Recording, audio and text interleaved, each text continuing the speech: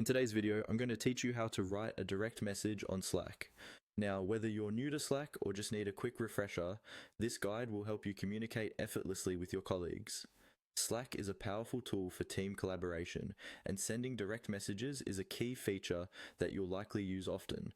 So, let's dive into it. To get started, the first thing you'll want to do is go to Slack. Make sure you're logged into your workspace. This is essential because direct messaging is only available for workspace members. If you're accessing Slack through your web browser, simply type in the Slack URL for your team and log in with your credentials if you haven't done so already. For those using the Slack desktop or mobile app, open the app and you'll be taken to your workspace directly. Once you're in Slack, the next step is to find the direct messages section. On the left-hand sidebar, you'll see this section listed. This area is where all your one-on-one conversations are stored. Clicking on direct messages will expand the list, showing you a roster of people you've recently chatted with.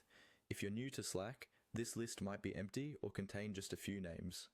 Either way, this is your starting point for initiating a conversation. Now, let's find the person you want to send a message to. In the direct messages section, you can start a new conversation by clicking the plus icon next to the direct messages label. A search box will appear, allowing you to type the name of the person you're looking to communicate with. As you type, Slack will provide you with suggestions based on your workspace's directory. Choose the person you want to message by clicking on their name. This will open a new message thread with them. With your message thread open, it's time to craft your message. Click in the message input box at the bottom of the screen. Here, you can type out what you'd like to say. Slack supports rich text formatting, so feel free to add some style to your message using bold, italics, or text highlights. Once you're satisfied with your message, go ahead and hit the enter key to send it off. If you're using the mobile app, you might tap the send icon instead. Your message will now be sent, and a chat thread will start between you and your colleague. And there you have it. You've successfully sent a direct message on Slack.